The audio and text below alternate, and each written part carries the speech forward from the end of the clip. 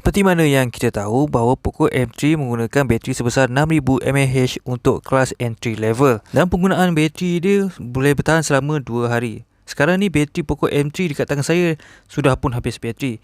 Jadi pada kali ni kita akan buat charging test daripada 0% ke 100%. Kita akan tengok berapa lama. Dan phone ni dibekalkan menggunakan USB Type-C, since phone ni menggunakan Type-C punya charging. Walaupun dibekalkan charging sebesar 22.5 watt, tapi Poco M3 cuma support 18 watt sahaja.